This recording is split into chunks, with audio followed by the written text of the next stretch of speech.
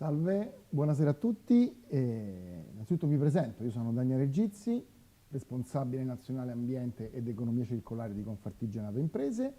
Siamo oggi qui a Noale, borgo medievale nella provincia di Venezia, regione Veneto, per parlare di Green Revolution. E lo facciamo in un evento organizzato da Confartigianato Veneto, che ringrazio, che si innesta nella settimana nazionale dell'energia e della sostenibilità di Confartigianato Imprese.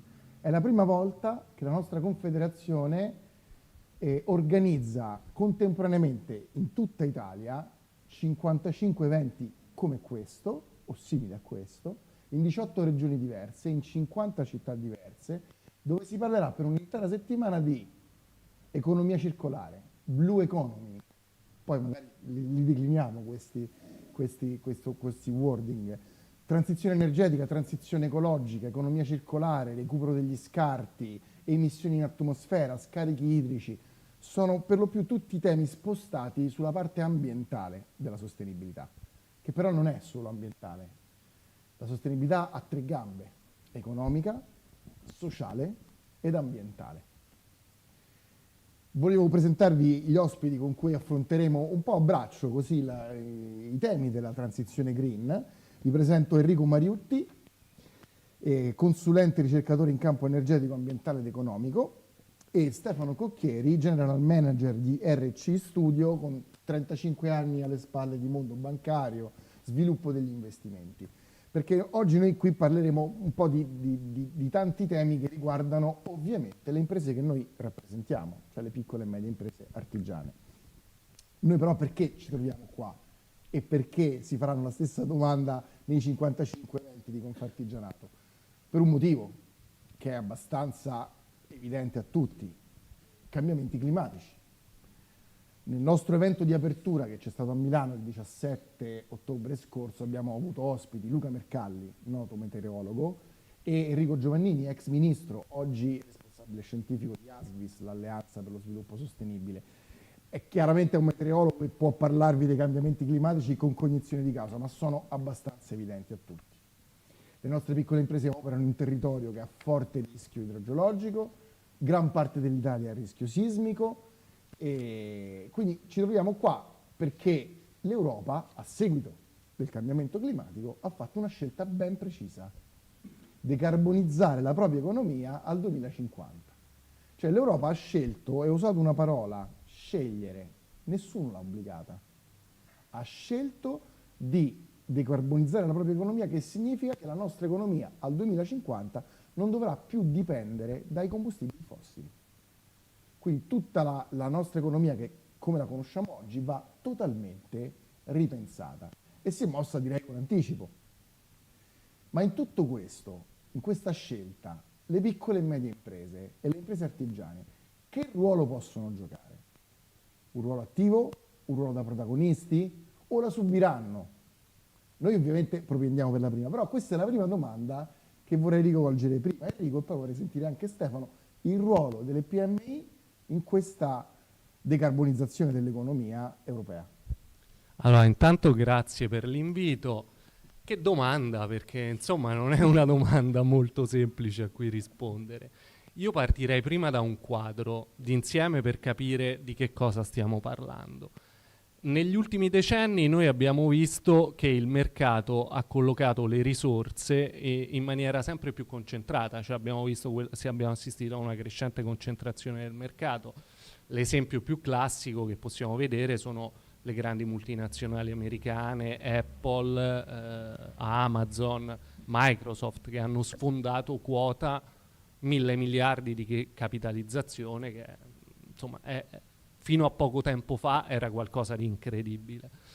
Perché? Perché noi da decenni viviamo una fase ciclica a livello economico, cioè nel senso che non si pone un problema strutturale davanti a noi che ci impone un ripensamento delle filiere, eccetera, eccetera, eccetera, e quindi ovviamente il mercato ha perseguito la massimizzazione del profitto tramite la massimizzazione della commerciabilità dei beni. La decarbonizzazione mette in discussione questo modello di business. Cioè per la prima volta ci troviamo di fronte a una grande sfida anticiclica. Cioè siamo costretti a fare qualche cosa di nuovo e addirittura siamo costretti a, in un certo qual modo, poi approfondiremo, insomma, ma a stravolgere il modello di business che ha governato l'economia fino ad ora. Ora, che cosa c'è da dire in questo frangente rispetto alle PMI? Che se nelle fasi cicliche, proprio perché possono contare su canali privilegiati di credito, proprio perché possono contare su una capitalizzazione di borsa, le grandi imprese hanno un vantaggio strategico inarrivabile rispetto alle piccole. E infatti noi abbiamo visto decenni in cui la piccola e media impresa nel nord-est ha sofferto la concorrenza di grandi imprese estere.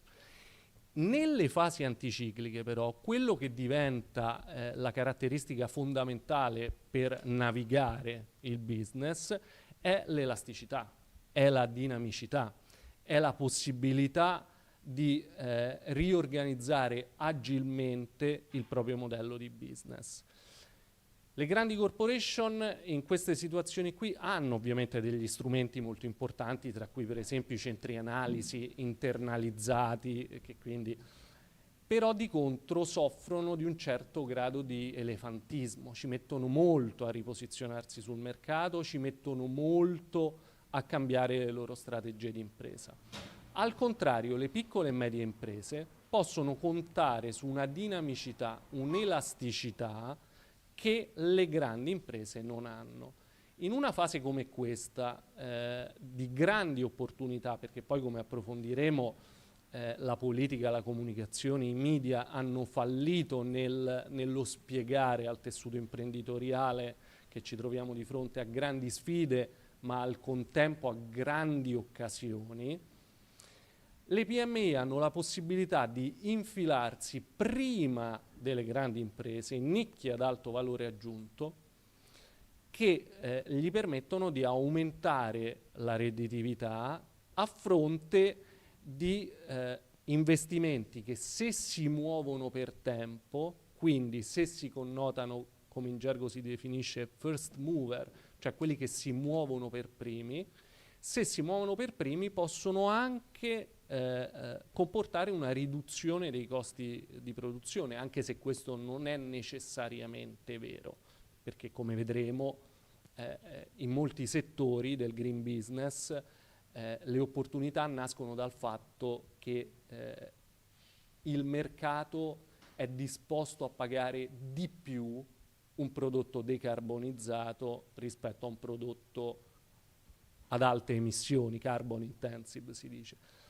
E quindi in realtà le piccole e medie imprese si trovano di fronte due opportunità e contemporaneamente due sfide.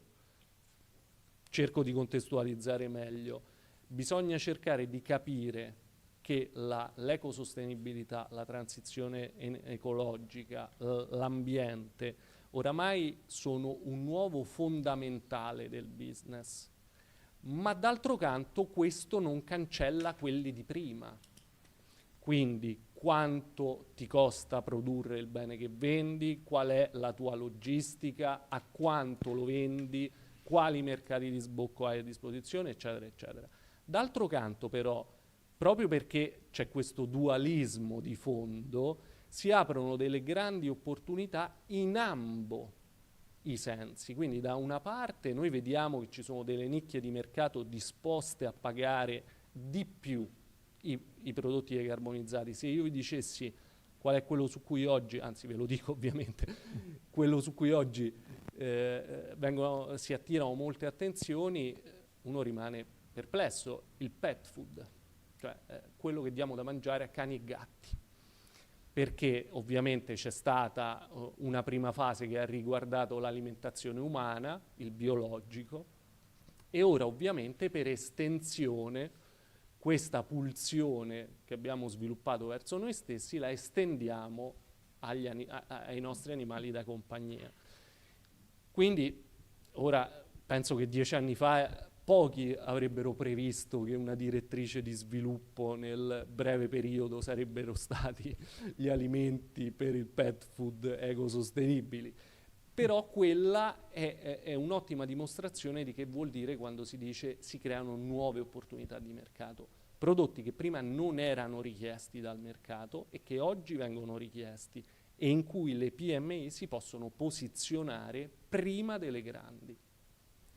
Grazie mille Enrico. Stessa domanda a te Stefano, però ti aggiungo un tassello visto la tua grande esperienza nel mondo bancario.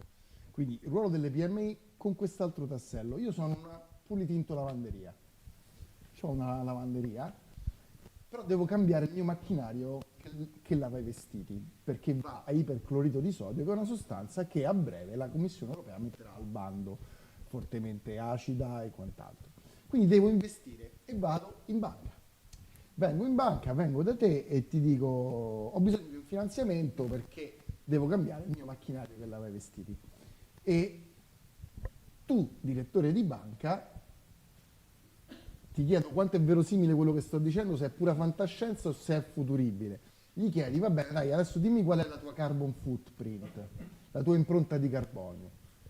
E l'artigiano che ha la Pulitinto lavanderia con 3 dipendenti, lui, il figlio e la moglie, dice, scusa, che mi hai chiesto?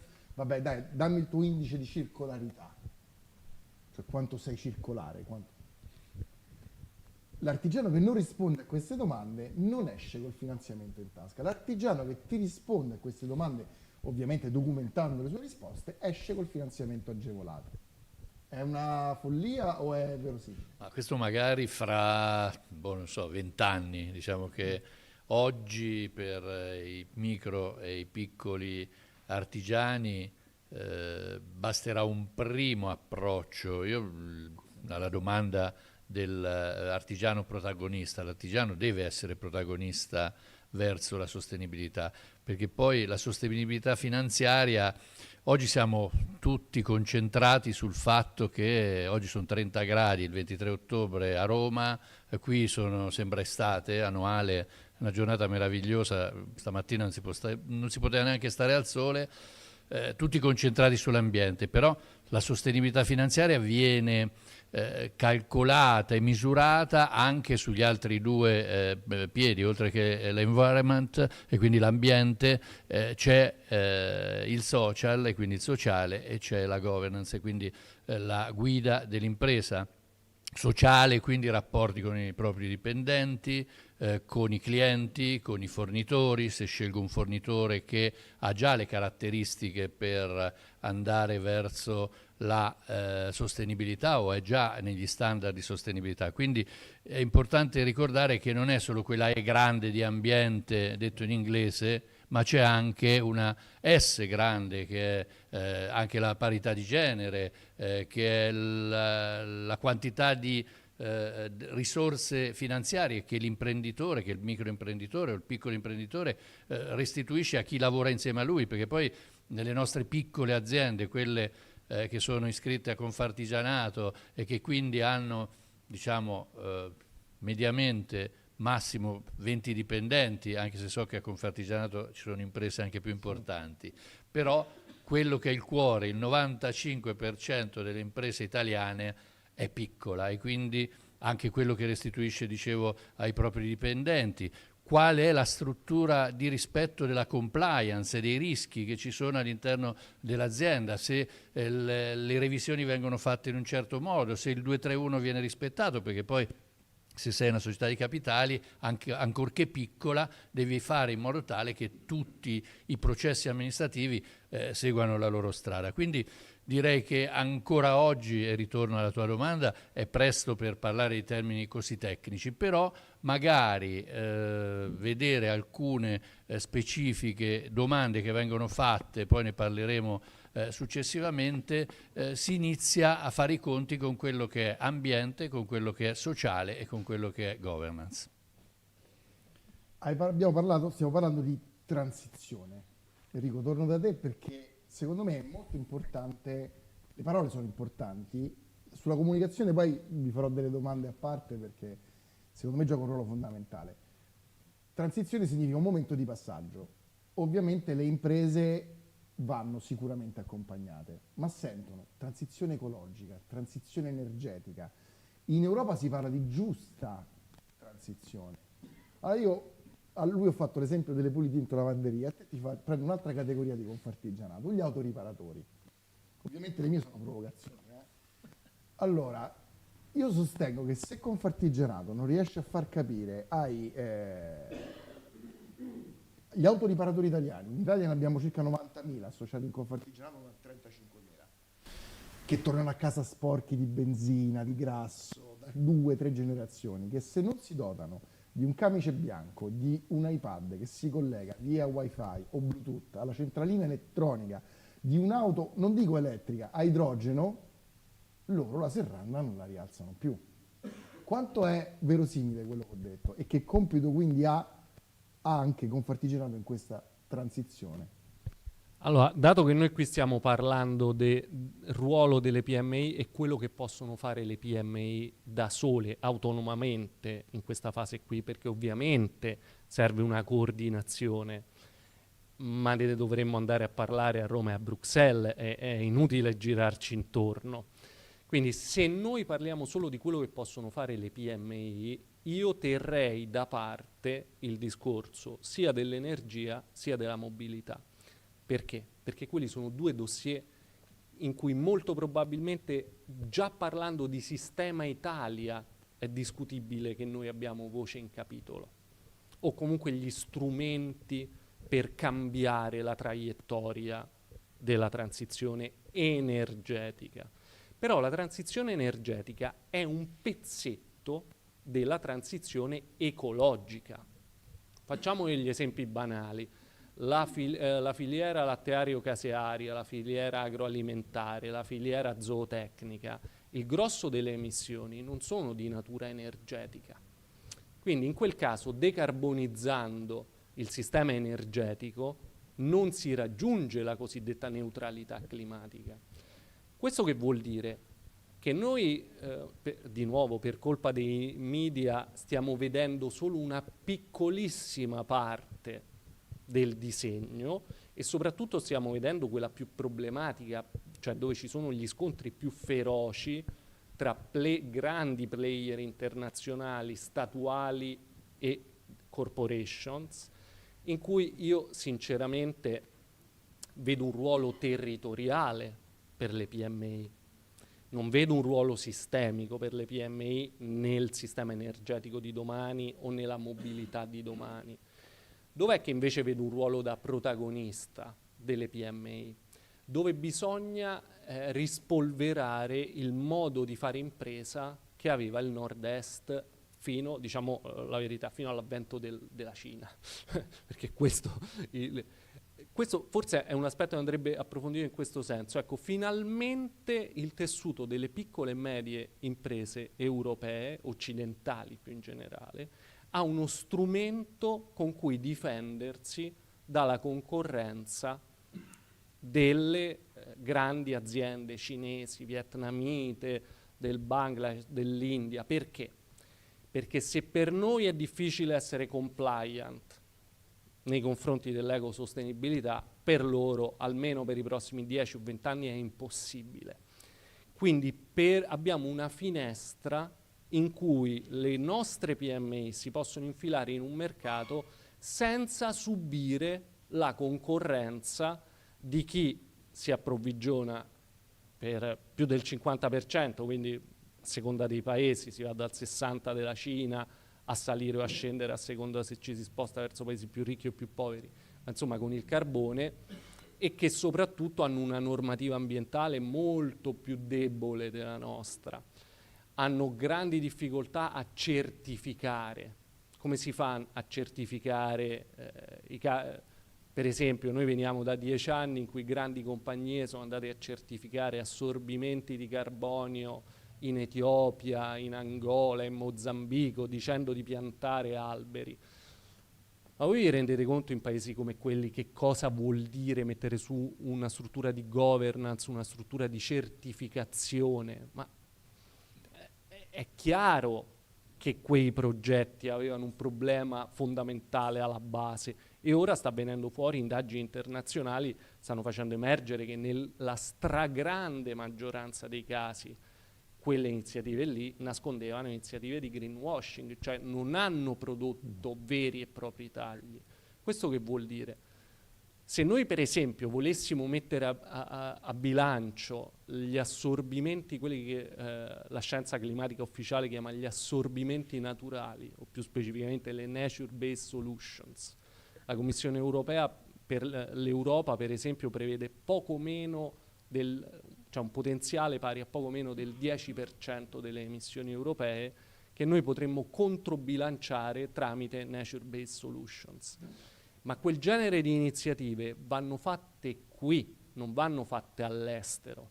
Cioè noi siamo abituati a sentirci parlare di equo e solidale fatto in Africa, fatto in Sud America, ma se pensiamo a quello che già è stato detto oggi fino a qui, il futuro dell'equo e solidale è in Italia, è in Europa. Cioè che vuol dire? Garantire dei livelli di remunerazione per i quali tu sei compliant con la S di ESG, garantire gli standard ambientali per i quali tu sei compliant con la E questo lo puoi fare solo qui. L'Europa ha fatto una scelta probabilmente azzardata e una scelta invece molto oculata.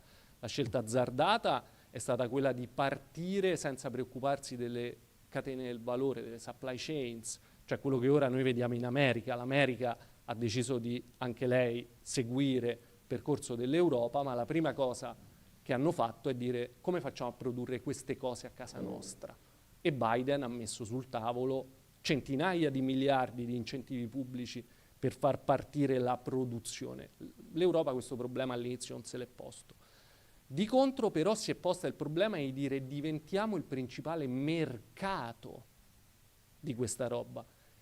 E questo ha un senso, perché dal momento in cui sei tu che compri, sei tu che detti le regole agli altri. Ora per esempio avrete sentito parlare di carbon border tax, che vuol dire? L'Europa inizia a dire se tu non produci in maniera compliant dal punto di vista delle emissioni, io ti tasso. E questo è uno strumento molto potente per migliorare la competitività delle aziende europee. Ovviamente c'è l'altro lato della medaglia. I paesi in via di sviluppo contavano parecchio sul flusso di importazioni da parte del mercato europeo, quindi ovviamente si aprono dei problemi diciamo di governance sociale e politica a livello internazionale notevole. Però di nuovo noi qui stiamo parlando alle PMI, non stiamo parlando al governo in carica, quindi per le PMI questa dinamica qui è una dinamica ricchissima di opportunità, proprio perché viene valorizzato potenzialmente il territorio nazionale. E questo però bisogna capirlo, perché fino ad oggi invece vediamo che ancora oggi, nonostante saltino fuori gli scandali, nonostante vengano fuori questi limiti degli investimenti in nature-based solution, per esempio, degli ultimi anni, ancora non è ben chiaro che la soluzione non è abolirli, come vorrebbe fare qualcuno in Europa, hanno proposto di farlo, ma semplicemente realizzarli in contesti dove si possa certificare efficacemente il risultato di quello che hai fatto. Stefano, lui ha toccato due parole che volevo appunto approfondire con te. Uno è certificazione e l'altro è greenwashing. Allora, come fai tu, mondo bancario o della finanza, a certificare che un'azienda ti sta dicendo che è green? Che strumenti hai? Ad esempio io sostengo, mentre vado sulla materia che conosco, che è l'ambientale, esistono certificazioni ambientali per le grandi imprese, si chiamano ISO 14001 ed EMAS, che sono strumenti per voi essenziali per capire se un'azienda, grande azienda, ha un sistema di gestione ambientale e gli impegni che prende con gli stakeholder nel futuro. Ma quando viene la Puli Tinto Lavanderia, sono inapplicabili la ISO 14001 o l'EMAS, sono tutti regolamenti europei applicabili a multinazionali e a grandi gruppi, ma non esistono certificazioni ad hoc per le PMI. Quindi tu come vai a decidere se quella PMI è interessante da un punto Guarda, di tu vista. prima toccavi la parola transizione, è già iniziata la transizione bancaria e finanziaria, nel senso che le banche hanno iniziato già da qualche anno a porre maggiore attenzione alla sostenibilità delle imprese, hanno creato al loro interno, in tutti i piani industriali di tutto il sistema bancario italiano e europeo, ci sono divisioni dedicate all'ESG, con un responsabile, con delle strutture ben suddivise, l'esperto ambientale, l'esperto di problemi sociali, l'esperto di analisi di governance, e cercano al loro interno di strutturare delle, intanto degli score di valutazione, quindi dare un peso con analisi a quello che la piccola impresa e la microimpresa fa. Come dicevi tu, non facile, perché immaginare di andare a verificare, non lo so, magari l'impianto elettrico di questa galleria bellissima dove siamo ospitati sarà sicuramente a norma, quindi è un punto a favore della piccola impresa, della microimpresa che sta lavorando. Andare a verificare che i dipendenti vestano in una certa maniera quando mettono le mani nelle loro attrezzature è un'altra attenzione che verrà posta. Insomma, viene fatta tutta un'analisi sia dal punto di vista ambientale, sociale e di governance, per capire bene quale punteggio poter attribuire. Oggi esistono già, peraltro, per le banche, soprattutto piccole, perché oltre alle micro e le piccole imprese sono le piccole banche, tutte ormai le vere piccole sono rimaste pochissime, perché comunque i due gruppi Cassa Centrale e ICRE hanno raccolto intorno al loro gruppo tutte le varie banche di credito cooperativo, le vecchie casse rurali, artigiane e agricole, e di conseguenza è difficile trovare che ci sia una piccola banca, però anche le piccole banche hanno necessità di avere un supporto per analizzare lo stato dell'impresa green o dell'impresa brown, e per questo arrivano già da qualche mese, forse un anno, le nostre ECA italiane, che quindi possono essere CRIF anziché Cerved o Home Finance, per parlare di una ECAI del nord-est, che vanno ad attribuire un rating ambientale, un rating di sostenibilità, anzi non ambientale, un rating di sostenibilità, che attraverso un questionario a cui risponde sia l'imprenditore, viene poi rianalizzato dagli specialisti delle società. In questo modo, con questo sistema, si riesce ad avere da parte delle società di ECAI un rating, un'attribuzione di un voto, che sarà importantissimo, perché nel momento in cui questa valutazione da parte delle società di valutazione sarà buono, il tasso sarà comunque ridotto rispetto a quello che verrà applicato invece alle imprese che hanno un rating alto, e quindi mettiamo una scala da 1 a 5, fino a 4 l'impresa avrà la possibilità di avere un tasso che cresce. Magari a partire dal 2030 al 2035 ci sarà un semaforo giallo, dal 2035 il sistema finanziario dirà no, se tu sei sulla classe 5, e quindi quella peggiore, non potrai avere più finanziamenti, perché poi alla fine l'Europa è strettamente collegata alla BCE, le banche, anche quelle piccole, devono fare i conti con quelli che sono i regolamenti europei, e non è escluso che la BCE possa dire alle banche: se tu finanzi imprese brown, io comunque ti faccio accantonare più capitale rispetto a quello che normalmente dovresti accantonare se dai denaro ad un'impresa green.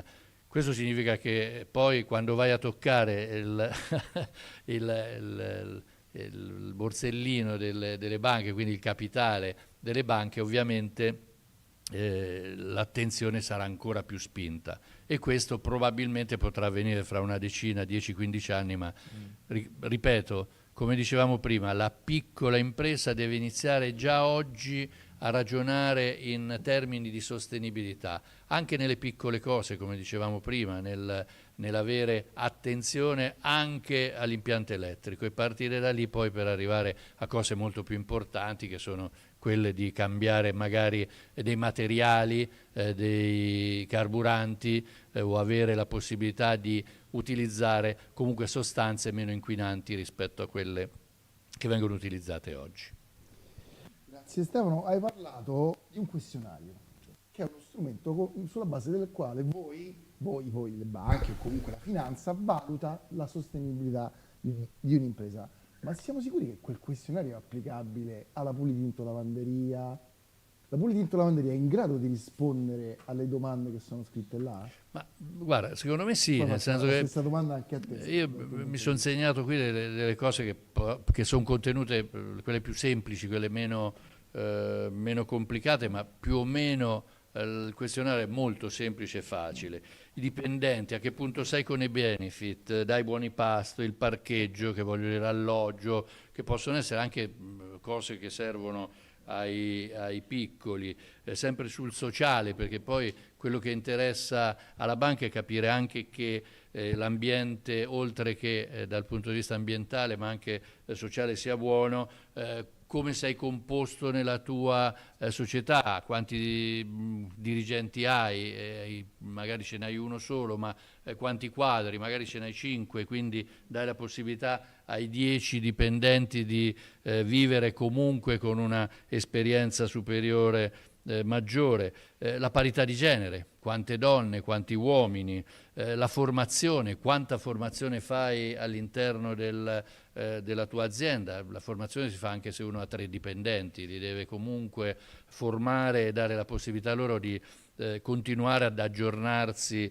oltre che dal punto di vista tecnico anche dal punto di vista regolamentare.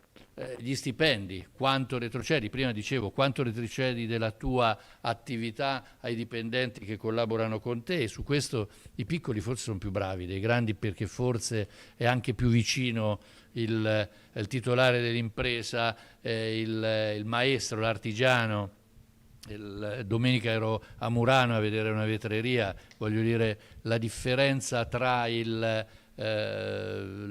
maestro vetraio e il suo garzone è quasi, non si distinguono, perché comunque vestono uguale, hanno le stesse attrezzature, le stesse caratteristiche, quindi avere la possibilità poi di valutare la domanda che viene fatta, come selezioni i tuoi fornitori, hai attenzione che abbiano rispetto all'ambiente, rispetto sociale, rispetto governance, ti informi, ti sei fatto dare un report, hai acquisito magari tu stesso il rating sociale, ambientale e sociale e di governance, quindi il rating di sostenibilità dai tuoi fornitori. E poi la comunità, quanto retrocedi di quello che guadagni con donazioni, con investimenti, partnership con organizzazioni benefiche nel tuo territorio, quindi dalla comunità nella quale vivi, e questo nelle piccole imprese è importantissimo perché vivono il territorio in maniera molto diretta e molto importante. Io ho visto qui Grazie Aprilia sulla torre mentre tornavo in albergo ieri sera. Noale ringrazia Aprilia, ma sicuramente i piccoli imprenditori di Noale, quindi tutta la filiera di Noale che lavora con l'Aprilia, è sicuramente molto molto attenta a quella che è la comunità in cui vive. Sul sociale ti ho seguito, però quando vai sull'ambientale, e qui vengo da te Enrico, diventa un po' più complesso. Ti faccio un esempio: l'UNI è uscito con una recente norma di misura della circolarità di un'impresa e di un'organizzazione. È una norma sperimentale. Se io prendo quella norma UNI, che ha 72 indicatori, recupero materico, e vado dalla Pulitinto Lavanderia e gli pongo, allora mi dici il tuo recupero materico, quello mi guarda e dice: ma che lingua parli? Quella norma UNI, io con Fartigiato ho grosse difficoltà non solo ad applicarla alla Pulitinto Lavanderia, ma ad applicarla alla diversificazione delle imprese che rappresentiamo. Non possiamo pensare che una norma possa essere applicata alle Pulitinto Lavanderie, agli stabilimenti balneari, ai falegnami, perché ogni attività ha la sua specificità. Quindi Questo problema della misurazione, ti ho citato la circolarità, ti potrei citare carbon footprint, misurazione della sostenibilità ambientale di una piccola e media impresa, non è così semplice. Guarda, te lo dico molto onestamente, è impossibile allo stato attuale, non è che è molto semplice, è proprio impossibile. Detto questo, scusate se vado ora un po' più nel tecnico, ma perché la domanda si presta. Dobbiamo imparare dagli organismi internazionali che stanno organizzando la governance di questa transizione qui. Perché? Perché l'IPCC, cioè questo foro globale in cui viene, perché così sarebbe troppo, non decisa la politica climatica globale, ma in cui vengono dati gli indirizzi scientifici al decisore, quindi in realtà si parla comunque di un ruolo fondamentale dell'IPCC, divide diciamo, la rendicontazione in 3 tier, 3 livelli, okay? Ognuno con un dettaglio crescente. E questo è fatto proprio perché in alcuni casi è molto difficile riuscire a risalire alla sostenibilità della singola azienda. Qui è ovvio che i collettori, per esempio Confartigianato, ma anche a livello centrale, dovrebbero mettere a disposizione degli strumenti alle piccole e medie imprese attraverso i quali le piccole e medie imprese possono fare un collage tanto approssimativo quanto utile, perché poi in realtà, essendo tanti soggetti, l'errore tende ad annacquarsi grazie al numero, in cui io automaticamente uso tot tonnellate di acciaio, devo solo fleggare se è riciclato o è vergine o sconosciuto e automaticamente ricevo dei valori di attribuzione, di circolarità, carbon footprint, eccetera, eccetera. Ma l'idea di scaricare questa cosa direttamente sulle spalle delle PMI, e cioè dire ora voi dovete certificare di essere ecosostenibili, è infatti, cioè vuol dire decretare la morte della PMI, perché è una sfida impossibile a quel livello lì. Poi attenzione, chiedo scusa che per un attimo debordo. Abbiamo visto quanto sono importanti nella nostra vita quotidiana le agenzie di rating, no? Che quindi, qui stiamo parlando della stessa cosa, non so se è chiaro. Quindi chi ha in mano il giochino e quindi chi è che decide quante sono le emissioni per una tonnellata di acciaio, quanta è la circolarità, l'indice di circolarità di una tonnellata di acciaio acquistata negli USA piuttosto che in Turchia o in Cina, eccetera, eccetera, ha un potere incredibile rispetto a tutti gli altri.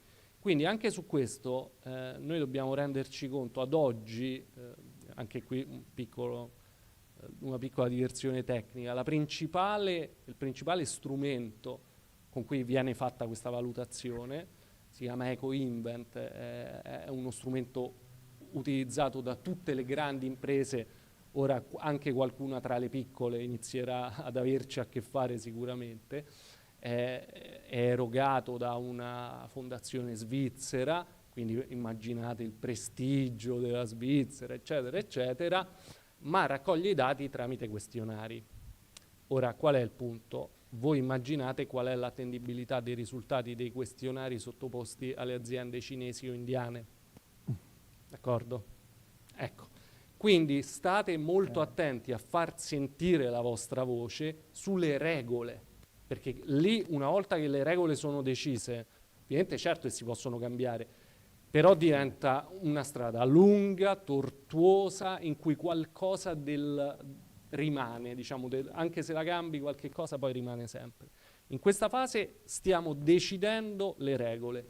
Non fatevi catturare, diciamo, dalla bolgia che vedete sui media, quindi nucleare sì, rinnovabili no, nucleare no, rinnovabili sì, combustibili sintetici.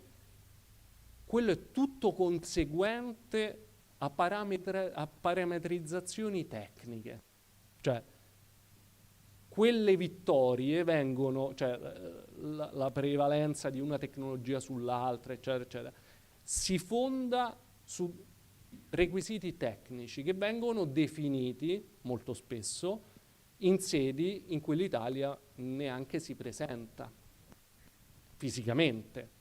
Questo per noi sta diventando un enorme problema, non avere nessuna voce in capitolo nella scrittura delle regole. E nessuno ci sta escludendo, attenzione, ci stiamo autoescludendo da soli, non considerando importante l'argomento. Su questo mi piace, se posso rubare ancora 30 secondi, citare il professor Giovannini, che ha aperto questa settimana a Milano, che diceva attenzione che da questa transizione non si torna indietro. Io sono assolutamente convinto che ci sia quello che in gergo si chiama hype, cioè un'eccessiva attenzione, un eccessivo entusiasmo nei confronti di alcune tecnologie, alcune soluzioni, ma questo, alcuni strumenti come l'ESG, ma questo non toglie che quando si spegnerà quell'entusiasmo non cambieranno gli obiettivi, cambieranno gli strumenti, ma gli obiettivi rimarranno identici. Cioè la decarbonizzazione oramai è una strada da cui non si torna più indietro. Quindi non è una moda. Non è una moda, assolutamente. No, questo è vero, per l'amore di Dio, però è un tema macro, no? Quali sono le regole che verranno dettate alle PMI per dimostrare la loro sostenibilità? Oggi intanto però il nostro compito, perlomeno insomma dal punto di vista anche finanziario, visto che poi veramente i cordoni della borsa sono quelli che fanno muovere poi il mondo, è quello di abituare le PMI a dare un peso a quella che è la loro sostenibilità. Nell'ambiente, per esempio, tu mi chiedevi prima quali sono le cose. Adesso trovavo su un questionario che viene utilizzato, dice totale le emissioni atmosferiche di anidride carbonica equivalente prodotte per scopo 1, emissioni dirette, indirette, e qui ovviamente ci vuole l'ingegnere che ti dà una mano, e poi il totale emissioni atmosferiche di anidride carbonica equivalente, oppure il totale emissioni, ecco. Ci vuole l'ingegnere, però ci vuole anche l'imprenditore che poi quando l'ingegnere lo scrive va a dare un'occhiata a quello che ha scritto. E, ecco, quello che io raccomanderei ai piccoli, ai micro, non vi accontentate di portare il foglio in banca perché poi magari vi abbassano il tasso. Date un'occhiata a quello che l'ingegnere ha scritto della vostra impresa, come voi scaricate, come voi fate CO2, producete CO2, insomma cercate di essere curiosi nel migliorare la qualità ambientale della vostra impresa. Questo è un primo passo. Poi è chiaro, le regole saranno fondamentali. Ovviamente le regole europee, io dico sempre, l'Europa in tutta nel 100% dell'inquinamento ne produce l'8%.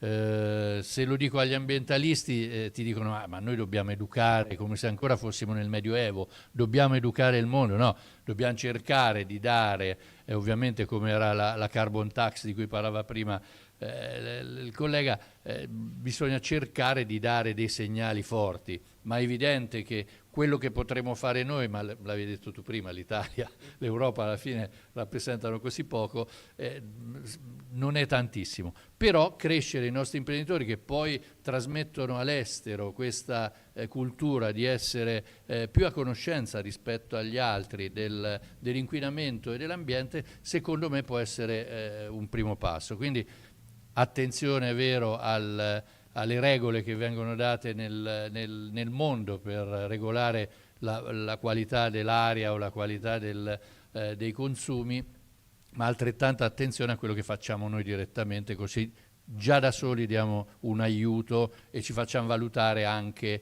per quello che facciamo materialmente come piccoli. Poi insieme abbiamo dimostrato che l'Italia con le filiere riesce ad avere dei grandissimi gruppi a disposizione, quindi anche le piccole che lavorano con quelle un pochino più grandi danno soddisfazione a questo.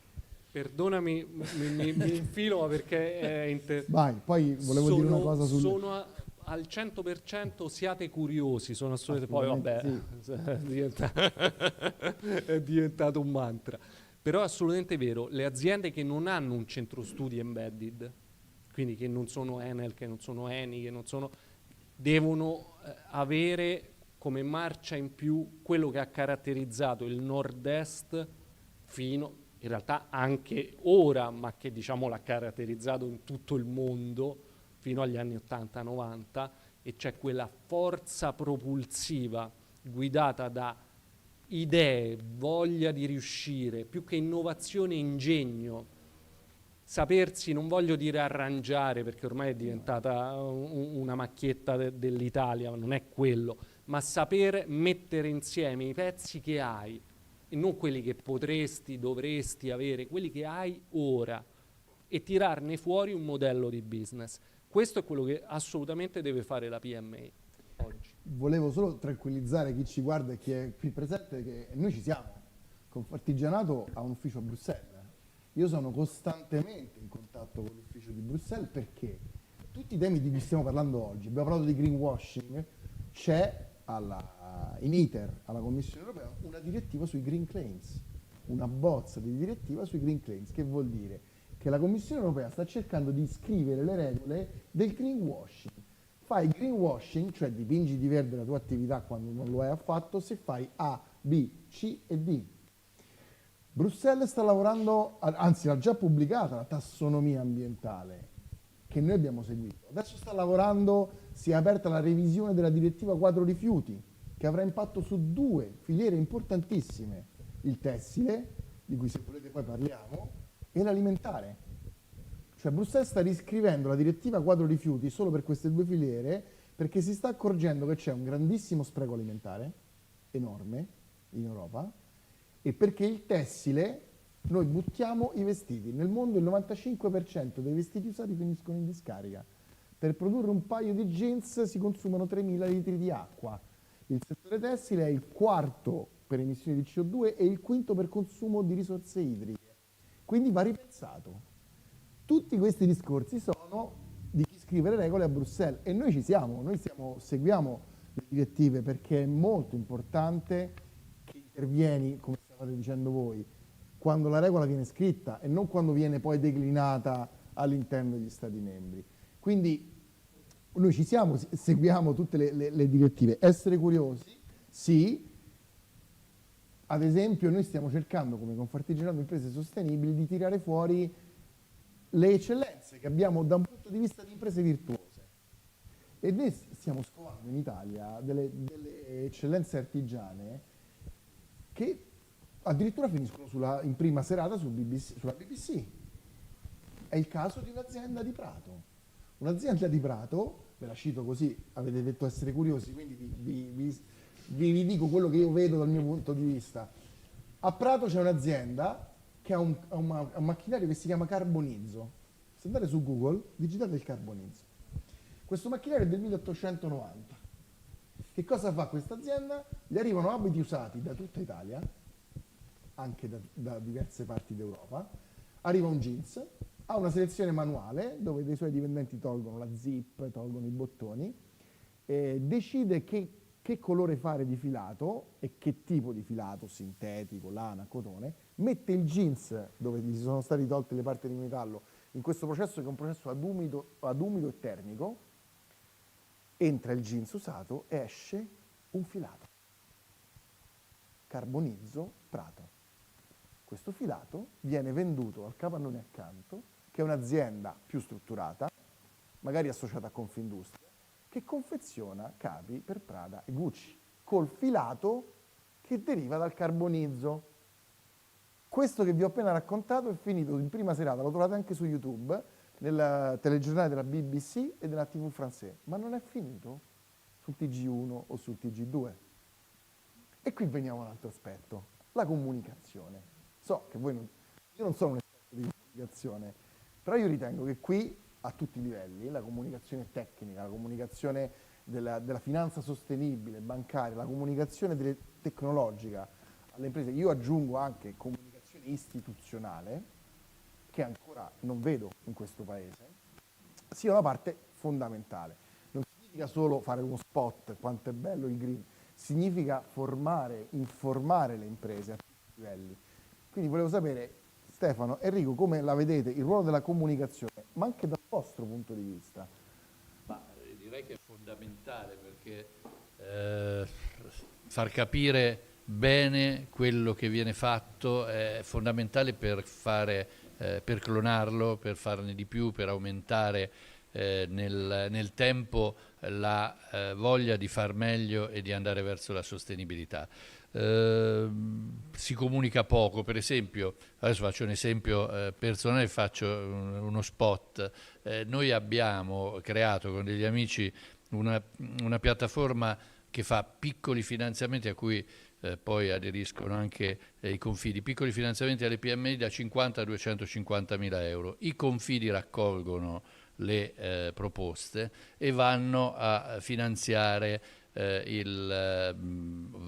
vanno a preparare la pratica di finanziamento per un finanziatore che può essere un SGR, una finanziaria o gli stessi confidi che finanziano direttamente. La prossima esperienza che faremo con la piattaforma è una serie di finanziamenti che avrà un rating ESG e quindi il tasso che viene applicato è ovviamente un tasso sul rischio, perché chi finanzia ovviamente vuole essere tutelato nel rischio, però la particolarità di avere da parte dei finanziatori una retrocessione degli interessi pagati durante il piano di ammortamento alla fine, se e quando l'imprenditore, la piccola e media impresa, perché questi finanziamenti vanno solamente a PMI e quindi soprattutto a micro e piccole, dicevo, se chi è stato finanziato dimostra di aver rispettato degli impegni che dichiara in questi questionari iniziali. Ecco, questo è un questionario interno alla piattaforma che si chiama Overland e all'interno di questo finanziamento viene verificato se l'impresa ha rispettato o meno gli impegni che aveva preso verso l'ambiente. Ecco, riuscire a comunicare se ci sono banche, se ci sono finanziatori che fanno operazioni di questo tipo è importante. Le pubblicità, anzi la comunicazione che vedo perlomeno dal settore finanziario, che è quello di cui mi occupo, è abbastanza quasi autoreferenziale. Ho fatto un'attività importante e quindi sarebbe bello invece poter dire: guarda che al di là dell'attività che ho fatto premio chi ha fatto una certa attività, così come abbiamo fatto noi con Overland, che premieremo le imprese le piccole imprese che si finanziano con una retrocessione parziale degli interessi che pagano. Comunicazione. Allora, qui si apre. Allora, io vi faccio giusto qualche esempio, perché se no sembra che stiamo parlando di iperuranio, invece parliamo di cose molto semplici. In Australia c'è un importante allevatore di bovini che sta perseguendo lo scopo di mettere sul mercato carne carbon neutral. Che vuol dire? Cioè una carne presa da vacche e che però ha un'impronta carbonica, cioè dietro ha delle emissioni pari a zero. Come si fa?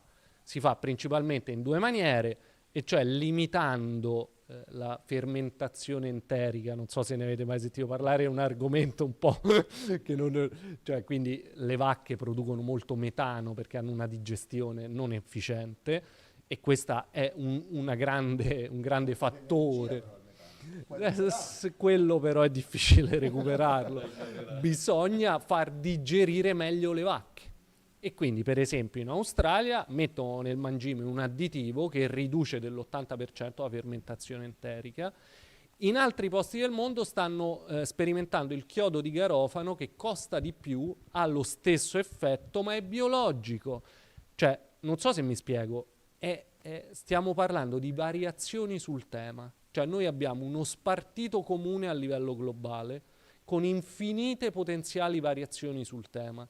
Da che cosa sono dettate le variazioni sul tema? Dai fondamentali. Cioè, chi si illude che questa transizione è la fine del capitalismo, è la fine della globalizzazione, per l'appunto si illude, non è così, anche se ci saranno ovviamente dei cambiamenti. Vediamo che sulla globalizzazione la geopolitica sta imponendo delle nuove direttrici a quest'epoca, e quindi probabilmente si riandrà verso una divisione di blocchi. Quindi questo è possibile, ma non finirà il mondo per come lo conosciamo, cambierà. Quindi qual è il punto? È che dal punto di vista della comunicazione bisogna far capire alle PMI che le opportunità ci sono anche per quei prodotti che costano di più. Parlavamo recentemente con un ingegnere che ha un ruolo di responsabilità e che ci diceva, per esempio, i biocombustibili. Noi sappiamo, ora una piccola diversione ma senza entrare nel campo dell'energia, solo per dare un'altra chiave. I biocombustibili sappiamo che ad oggi costano ancora un po' di più rispetto ai combustibili tradizionali, ma d'altro canto se tu li vendi a un'impresa, quale può essere un'impresa alto valore aggiunto nell'agroalimentare, per dire, quel maggior costo viene assorbito e trasformato in valore aggiunto che si chiama green premium, perché quell'azienda lì guadagna di più mettendo sul mercato un prodotto decarbonizzato. Quindi tenete presente questa cosa qui, sempre i fondamentali, ma tutti i fondamentali. Quindi ad oggi ci possono essere modelli di business vincenti anche con costi di produzione maggiori, però bisogna trovare delle nicchie. Invece si vuole rimanere nel mercato generalista? Benissimo, bisogna trovare tramite probabilmente organizzazione, logistica, parlandosi tra PMI, maniere per ridurre i costi di produzione diventando più green. Quindi è estremamente, per questo c'è uno spartito libero. Ci possiamo scrivere la musica che ci pare, tenendo presente che ci sono delle linee, come nello spartito, e non si può uscire da quelle linee, ma in mezzo c'è tantissimo spazio. Questo è il punto. Poi non dare mai per scontato, vorrei aggiungere il fatto che comunque quando sono riuscito a ottenere l'obiettivo non devo mai dare per scontato che si sappia, anzi devo essere io a trasmetterlo, a comunicarlo. Spesso si dà per scontato, ma sì, sono riuscito a risparmiare, non so, 1 kWh per produrre il mio prodotto. È bello che si trasmetta, anzi far capire agli altri come hai fatto per poter dare la possibilità anche agli altri di crescere. Quindi comunicazione, andare sulla BBC e sulla TV francese è sicuramente un'operazione bella. Sarebbe bello magari far rimanere anche a livello locale, perché se poi la piccola impresa ha dei colleghi che fanno lo stesso mestiere e riescono, o magari di filiera, e riescono a dare un prodotto che costa leggermente meno perché ho risparmiato, invece da questa parte, di solito quando parliamo di ambiente costa sempre tutto di più, invece magari riesco a trovare un sistema per consumare meno energia, e visto che avevi toccato il tema dell'energia, lo faccio sapere, perché chi mi vende la materia prima poi riesce a darmi maggiore soddisfazione dal punto di vista, e questa è comunicazione, la comunicazione anche da parte delle istituzioni, voglio dire, c'è da investire tantissimo in comunicazione da parte degli enti, la comunicazione istituzionale, se la vedete sull'ESG è veramente, non ho trovato più... Sì, neanche più gli spot, una volta c'erano gli spot quelli finanziati e quindi mi auguro che anche il Ministero dell'Ambiente, che dovrebbe dare un aiuto da questo punto di vista, ma visto che parliamo di sociale anche il Ministero del Welfare, e visto che parliamo di governance anche il Ministero dello Sviluppo Economico e del MEF, possano dare messaggi forti e aiutare l'ESG a diventare veramente un argomento di tutti i giorni. Non è che tutti i giorni bisogna parlare per forza di sostenibilità, però è la sostenibilità che poi farà un'Italia sicuramente migliore anche dal punto di vista economico. Io l'ultimo tema che toccherei con voi, anche perché la conversazione più va avanti più a mio avviso si fa interessante, è un tema che secondo me non possiamo eludere ed ha un acronimo, PNRR. Perché noi parliamo di transizione ecologica, transizione energetica che è un di cui della transizione ecologica, abbiamo parlato di economia circolare, sono tutte voci che sono all'interno del nostro piano nazionale di resilienza e resistenza. Un piano che ha in teoria un'occasione unica a questo paese, perché Cuba, adesso si dice tanto, Cuba, un termine che odio, ma 235 miliardi di euro che arrivano in Italia, gran parte da restituire, dal 2026 in poi si chiudono i rubinetti dei finanziamenti e dobbiamo cominciare a restituire in parte a fondo perduto, ma del PNRR che tocca il sociale, ma tocca la parte green in maniera pesante. Il Ministero dell'Ambiente e della Sicurezza Energetica, fino a pochi anni fa, privo di portafoglio, oggi gestisce 80 miliardi di transizione green. 80 miliardi di transizione green. Allora, io vi dico la mia esperienza e poi vorrei sentire il vostro parere sul PNRR, ma non da un punto di vista generale o politico, ma tecnico. Qual è la mia esperienza sul PNRR? Come Confartigianato Imprese sono andato in audizione 2 volte, una volta col governo Conte e la seconda col governo Draghi. Col governo Conte il PNRR era un foglio quasi bianco e lì abbiamo dato dei suggerimenti.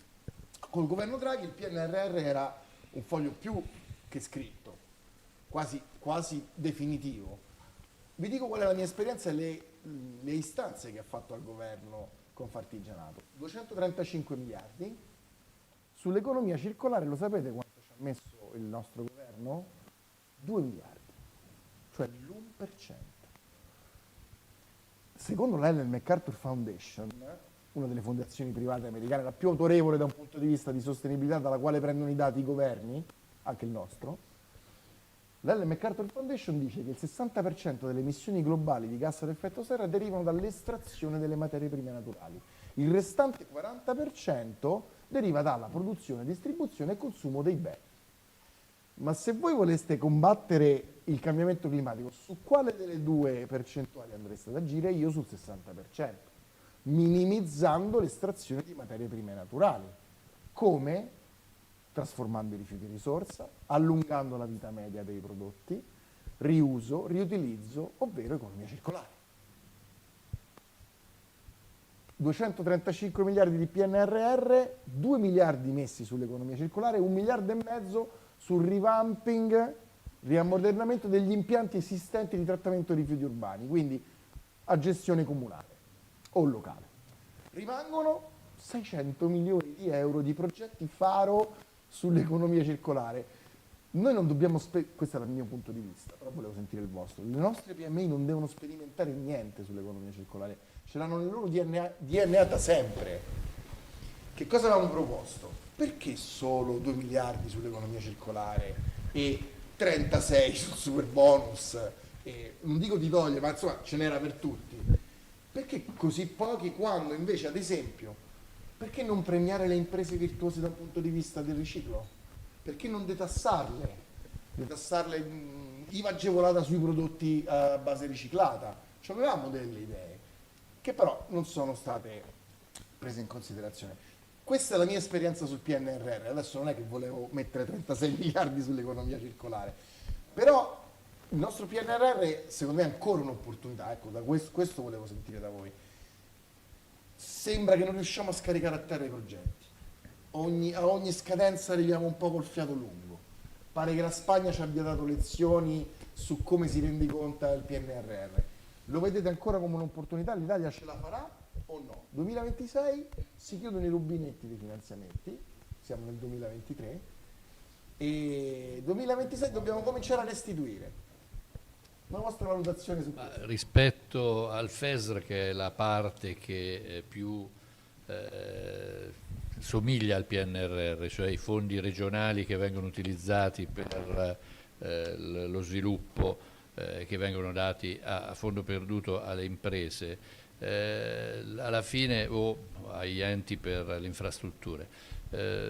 Alla fine ogni 7 anni, 6 anni, a seconda di quello che è il quadro comunitario di sostegno, l'Italia, pura fatica e magari recuperando vecchi progetti, riesce a rendicontare, a dimostrare che ha raggiunto gli obiettivi che aveva promesso all'inizio del settennio. E qui è un po' più difficile. Sinceramente io non credo che questa volta, nonostante l'accentramento, nonostante le ZES che sono diventate, e io non sono convinto che sia un affare più che il ministro Fitto ha voluto, più centralizzate rispetto a quelle che erano diffuse sul territorio, dove ormai erano così tanti anni che si parlava di ZES che invece le regioni si erano attrezzate e quindi riuscivano anche con accordi interregionali ad avere l'utilizzo delle risorse.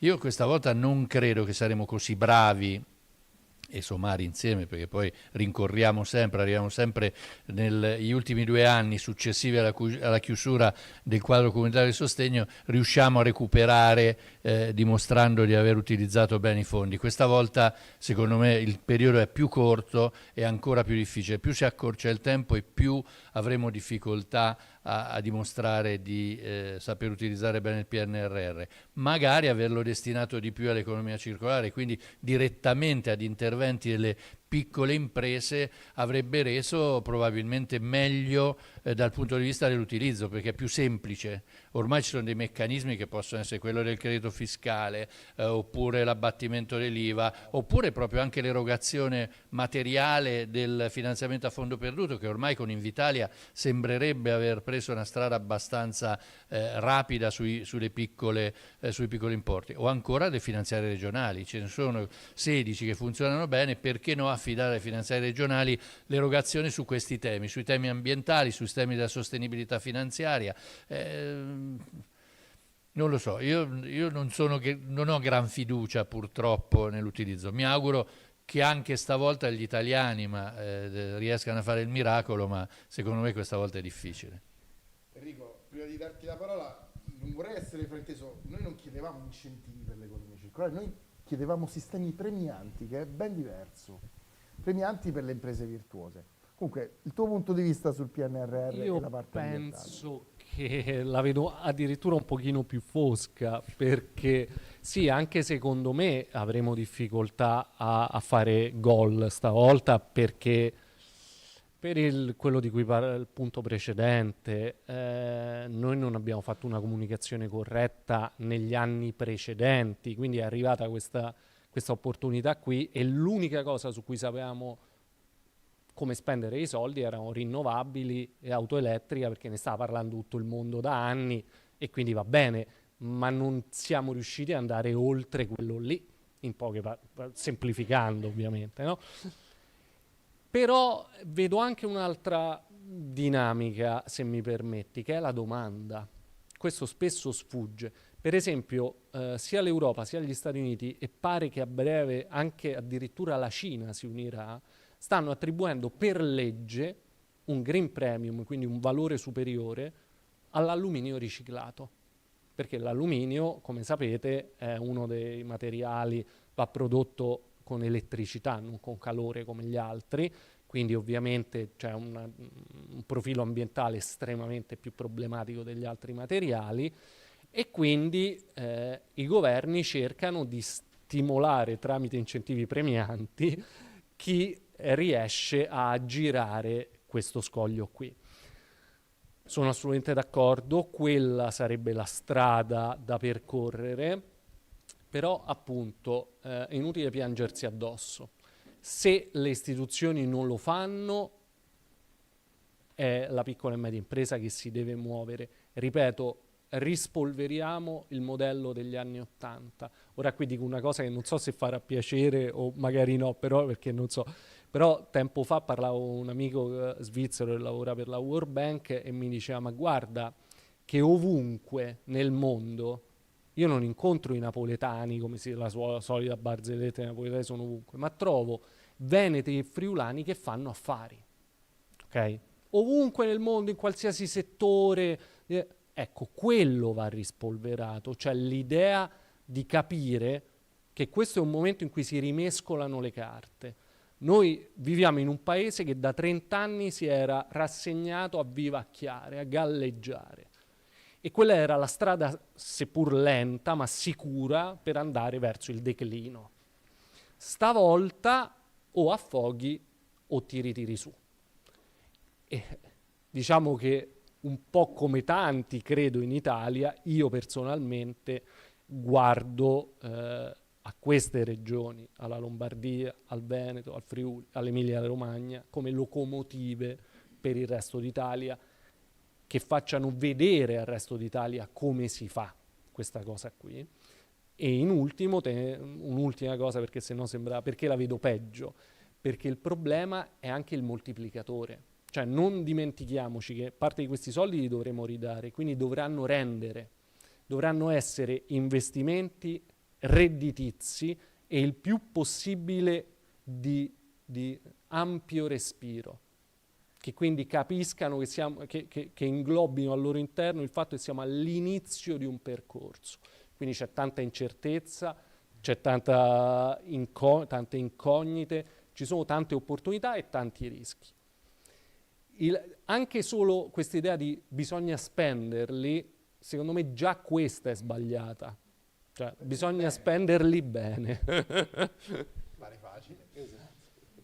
Signori, sono le 18:30. Io terminerei qua questo evento ringraziando Stefano Cocchieri, Enrico Mariutti, tutti voi che siete stati qua. Grazie. Concludevo ricordando che se noi siamo qui oggi insieme a altri 55 eventi che si realizzeranno su tutto il territorio di Confartigianato da Enna a Trieste, è perché la Confederazione trova questo un tema strategico su cui puntare il futuro proprio e delle proprie imprese. Grazie a tutti e buona serata. Grazie. Grande. Bravissimo.